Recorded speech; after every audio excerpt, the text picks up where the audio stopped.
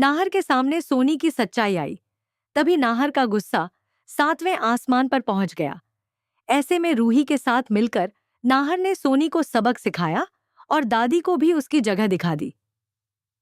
जी हाँ दोस्तों, इस समय कहानी में एक बहुत बड़ा खुलासा हो चुका है। अब सोनी का काला सच पूरे परिवार के सामने आ चुका है। गोयंका परिवार को आखिरकार पता चल गया है कि इतने दिनों से नाहर और रूही के बीच जो दूरियां थीं, उनकी असली वजह कोई और नहीं बल्कि सोनी ही थी। दरअसल सोनी ने अपनी बेटी अवनी का घर बचाने के लिए एक ऐसा खेल खेला था जिसने अपने ही बेटे और बहू को एक दूसरे से अलग कर दिया। लेकिन कहते हैं ना, सच चाहे जितना भी छिपाया जाए, एक दिन सामने आ ही जाता है। और इस बार भी कुछ ऐसा ही हुआ।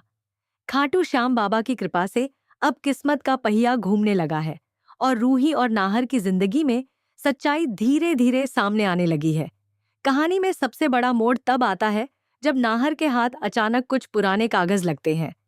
जब वह उन कागजों को ध्यान से देखता है तो उसके होश उड़ जाते हैं, क्योंकि वह वही डिवोर्स पेपर होते हैं जिन्होंने उसके और रूही के रिश्ते को तोड़ दिया था।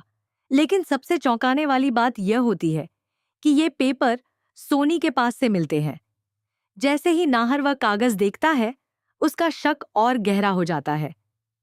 वह सीधे सोनी के पास जाता है और गंभीर आवाज में पूछता है, छोटी माँ, ये डिवोर्स पेपर आपके पास क्या कर रहे हैं? नाहर का यह सवाल सुनते ही सोनी का चेहरा लाल हो जाता है। उसके माथे पर पसीना आ जाता है, क्योंकि उसे समझ नहीं आता कि अब वह इस सवाल का जवाब कैसे दे। अपने आप को बचाने के लिए सोनी तुरंत झूठ का सहारा लेती है। वह कहती है कि ये पेपर उसे नाहर के कमरे से मिले थे जब रूही उसे छोड़कर जा चुकी थी। सोनी कहती है कि उसने सोचा शायद रूही नाहर को डिवोर्स देकर चली गई है, इसीलिए उसने ये पेपर अपने पास रख लिए। लेकिन तभी कहानी में एक और बड़ा ट्विस्ट आता है। रूही तुरंत नाहर की तरफ देखते हुए कहती है, नहीं नाहर जी, मैंने किसी डिवोर्स पेपर पर साइन नहीं किया था। रूही की यह बात सुनकर वहां मौजूद हर कोई चौंक जाता है। रूही आगे कहती है कि उस दिन उसे मजबूर किया गया था उन डिवोर्स पेपर्स पर साइन करने के लिए, और उसी दर्द में उसने एक चिट्ठी लिखकर टेबल पर रख दी थी और फिर वह घर छोड़कर चली गई थी। रूही की यह बात सुनते ही पूरे परिवार के पैरों तले जमीन खिसक जाती है, क्योंकि अब साफ हो चुका होता है कि इस पूरे खेल के पीछे कोई बहुत बड़ा राज छिपा हुआ था।